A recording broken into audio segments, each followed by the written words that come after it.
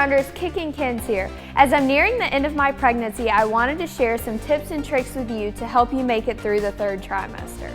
Of course, first of all, it's important to make sure that you're keeping an open communication with your doctor or healthcare provider throughout the entirety of your pregnancy, especially towards the end when it comes to your nutrition and your exercise. Continuing with exercise is very important, especially towards the end, as long as you have your doctor's approval.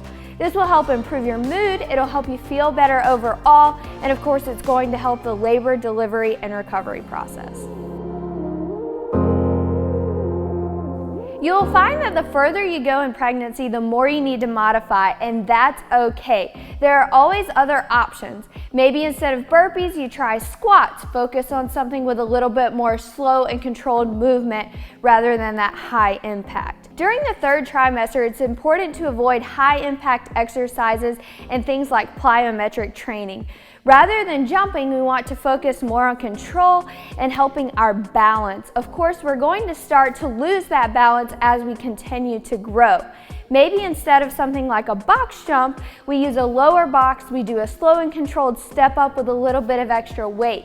Then we're still training the same muscles but with a little less impact, and it's a safer movement.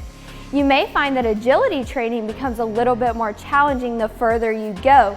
That's okay, you can always just slow those movements down, rely on your champion trainer if you need a modification there. You may find that it becomes more and more challenging the further you go to get up and down from the floor. So finding standing exercises is a great option to help you stay on the move during your workout without spending too much time getting up and down, which is really challenging. A good example of this, I found push-ups to be very difficult for me to get in the floor and then get right back up and get back to punching and kicking. So rather than getting into the floor and doing push-ups, I did push-ups on an incline using either the box or using the wall. This way, I was still training the same muscles, still focusing on that muscle control, focusing on that balance, but I was keeping myself up so that I could get right back into the punching and kicking. A huge topic of conversation when it comes to training during pregnancy is core exercises. The further you go, the harder those core exercises will become, but don't worry, you can still continue training your core muscles. You just want to make sure that you're staying in more of a high plank, tabletop, maybe a side plank position, but modified, or a standing position to train your core. Your 9Round champion trainer will always be able to help you with finding the right core exercises for you. It may mean that you just choose a couple that you do every workout so that you're just cycling through a few exercises that are comfortable for you. That's still a great option because you're still working those muscles. When it comes to exercising in the third trimester, focus on slow and controlled with good form, focusing on that balance and focusing on your breathing and technique. Don't be afraid to ask your doctor if you need recommendations or to lean on your 9Round champion trainer when it comes to modifications.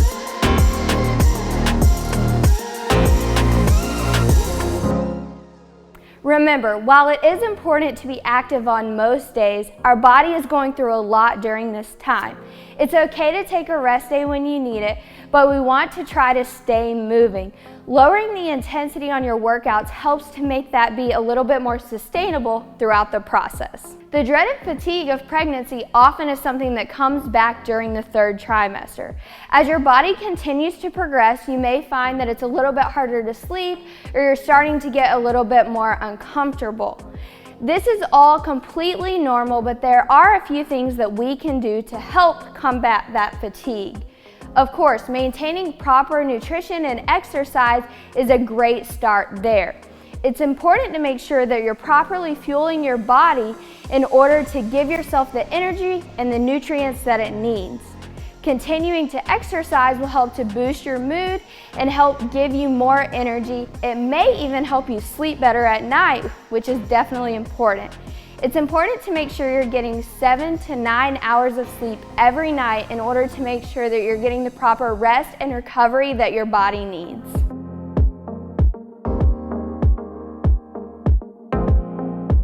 One of the other most common questions that comes with pregnancy, of course, is our nutrition. It's important to remember, even though we're in the 3rd trimester, we're in the home stretch, we are not eating for 2. While your body does need more calories, it's important to make sure that you're not overdoing it. In the 3rd trimester, you need somewhere between 400 to 450 additional calories to what you ate pre-pregnancy.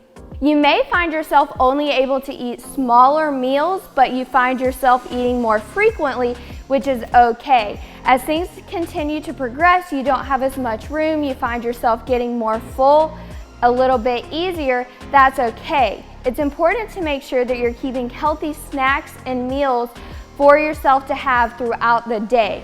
We want to make sure that we have a focus on lean protein, whole grains, fruits, and vegetables, and that we're including all of the macronutrients into our diet to get a nice, well-balanced plan throughout the day.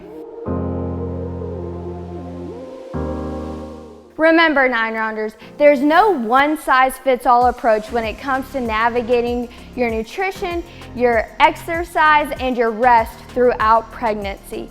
It's all about listening to your body, talking to your doctor or your healthcare provider, making sure that you follow their recommendations, and once again, lean on your 9-round champion trainer to help you with your workouts. You've almost made it, 9-rounders. Good luck.